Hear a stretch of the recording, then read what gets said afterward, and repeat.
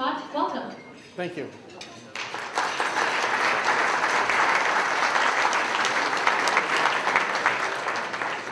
Can you guys hear me okay? Is the mic picking up okay? Okay. Thank you very much for having me here, and more importantly, thank you very much for coming. Because had you not been here, I would have felt really odd up here talking to an empty room. Okay. So as Rachel says, I've been at this for a really long time. I think that's a reference back to when we were working together and she discovered that she was a little bit younger than I was, and she's kind of rubbing that in. We'll have a conversation afterwards on that one. So yes, I've been doing some form of project recovery for probably about the last 25 years. My first project that I went on to, I didn't really realize I was recovering it. I didn't realize it was red. I was kind of young and stupid, okay? Now I'm just old and stupid. For the last 10 years, I'd say that that's all I have been doing, is specifically called up and requested to actually work on a red project, one that's failing. So just as a general housekeeping set of questions, the first thing, because I do have a background in IT and high-tech manufacturing, how many people in the room are not in IT? Okay, so that's about 30% of you. I will do my best at trying not to IT you to death, but unfortunately that is my background. I do have some examples I can maybe even switch to if I'm fast on my feet and give you some other examples. Just a general idea, I know it's not very common. How many of you have worked on a project that's actually been failing or in trouble? Anybody? Okay, all of you that were not in IT and had a failing project, yes. All IT projects fail, okay, something like that. Could be.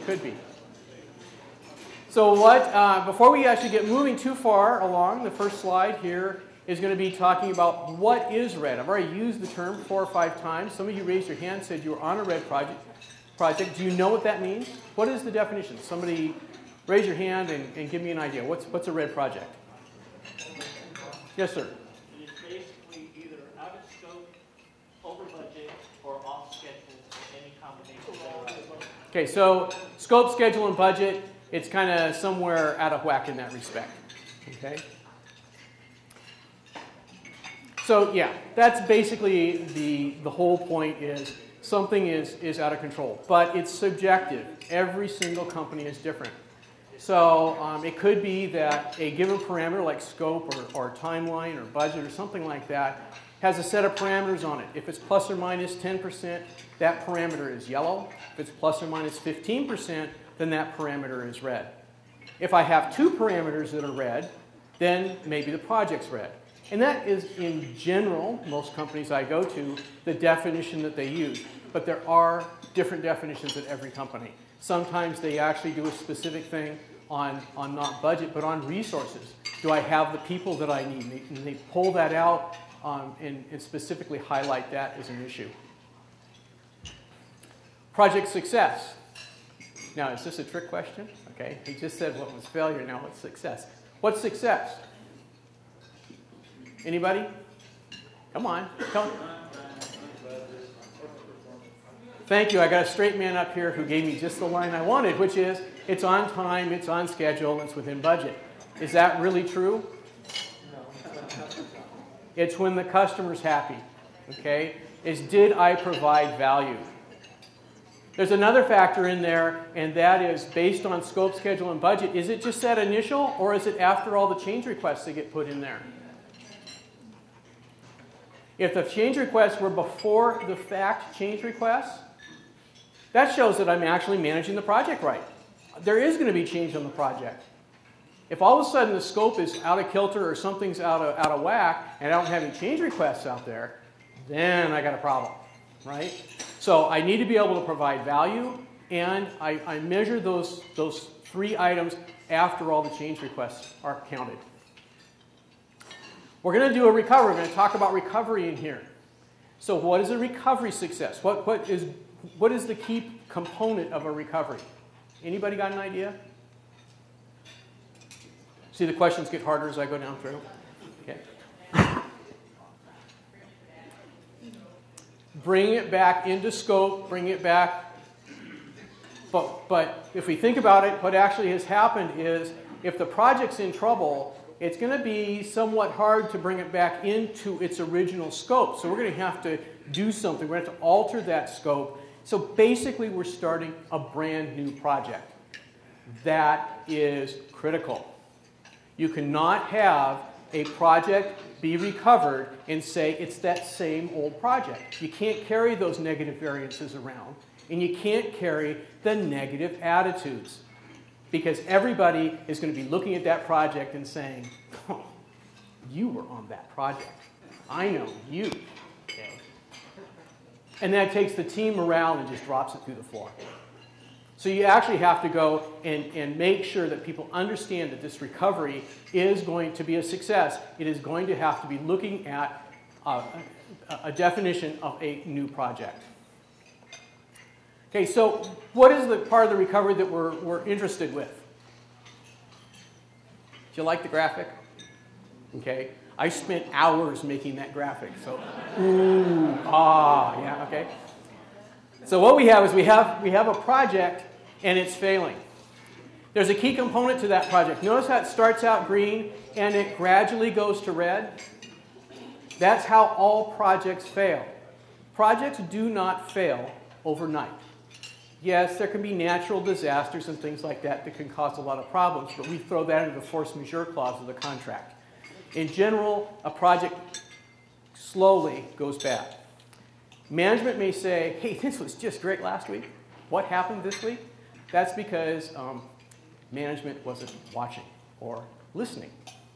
Has anybody ever had a project that's really been in trouble and management won't listen? Raise your hand. These are really stupid questions, aren't they? Okay. Actually, very few of you raised your hand. Okay. Usually the whole room does whenever I ask that question. After the project gets recovered, so there's this little recovery thing here, which I guess that doesn't work. There's this little recovery spot right in here that I'm going to be talking about. But after it's recovered, we want to have a successful project. It's a new project, and we want it to stay successful. So the key in this process is I need to get in the inner spot, that actual recovery step, and I need to make sure that I have insights into the organization, the culture, the customer, communications, commitment, everything around that project.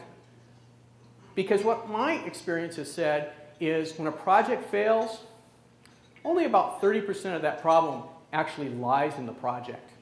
The other 70% lies somewhere else. Have you guys ever been on another rhetorical question? Okay, so get ready to laugh. Okay, has anybody ever had a project where it didn't seem like management was engaged and standing behind it? I'll take that as a yes. Okay. How about where the customer didn't quite know what they wanted and didn't quite, right? Little, yeah, just maybe once or twice. Okay. Pardon?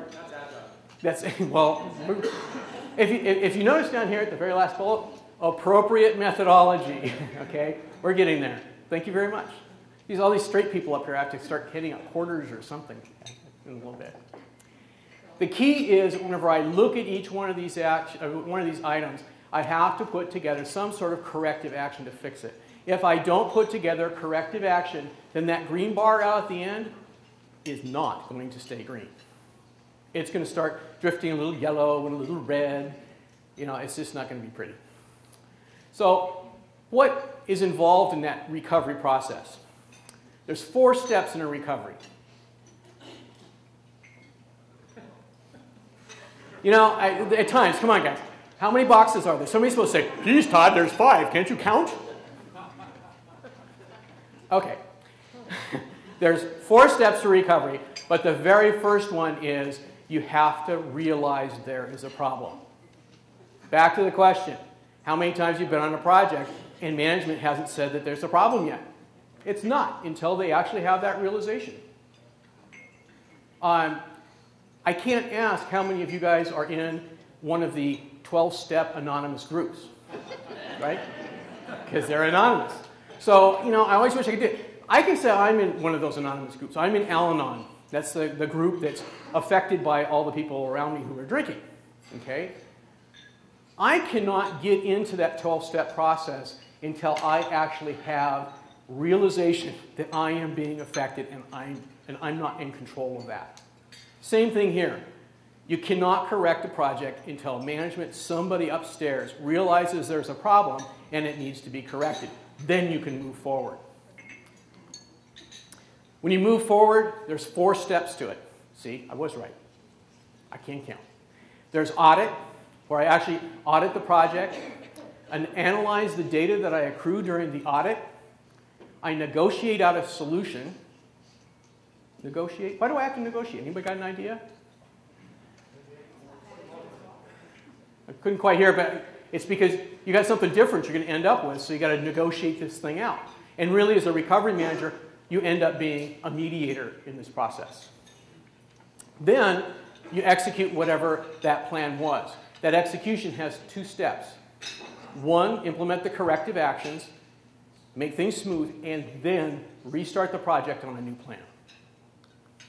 Absolutely critical in here is that you're able to drill down to the root causes of every single one of those problems and fix it. If you can't do that, that end of that line is going to start going yellow and red again. So let's go through each one of these steps individually. Realization. Somewhere the lights have to come on. Somebody has to admit that there is a problem that needs to be fixed. And if you don't get that far, you're in real trouble. What they have to do once they get that realization is they have to fund the recovery. The project's in trouble. It's already probably spent a bunch of its money. That's usually the prime factor that gets to the executives. What do you mean it's going to cost another $1 million, right? That gets their attention. So they're going to have to throw some money at this because there's going to be time to do the audit, time to do the recovery. There's going to be funding of somebody to actually do it. They also have to provide some sort of recovery guidelines. What type of recovery is acceptable? Is it going to be a given date and everything has to be done by a given date? Everything else is compromised? Is it going to be amount of money? Is it going to be scope? Is it going to be that they're going to try to tell you to do all 3? Okay? You need to know what those guidelines are so you know where you're headed. Having that realization also gives you some senior management clout. And this is really important. There's a bit of tacit authority that goes to a recovery manager. When someone walks up to you and says, you know, I'd really like to get you on my calendar, the CIO thinks it's a good idea. Generally, there's a good response to that. And the calendar magically clears up. I have been in situations where it hasn't. That kind of showed another problem. The other thing that realization in that process management needs to do is to assign a recovery manager. This is very critical. The recovery manager has to be the right kind of person. Now, some people would say that I'm kind of a type A personality. Okay? Jeff, you're laughing. Okay? Like I say, some people think that I'm that. I'm really quite a meek, mild-mannered person in some other life. You need somebody who is that type A personality, can come in, has confidence, be able to actually talk to people, get that, instill that confidence so they have trust in that person. Not just on the team, but all the way up through the executive level. The CIO has to have confidence down to the proverbial janitor in the project. So they need to assign that person. Now, 2 of those points I'm going to go into a little bit more detail. Recovery guidelines and the recovery manager themselves. The recovery guidelines, very important. They give you a mission statement. What's my job? What am I trying to do? What is going to be acceptable in this recovery?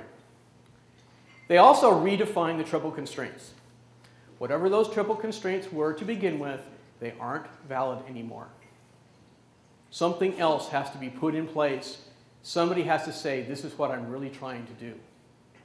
In addition, there are also some bounds on this thing that have to be assigned. What type of parameters does someone as a recovery manager have to work inside? Is cancellation an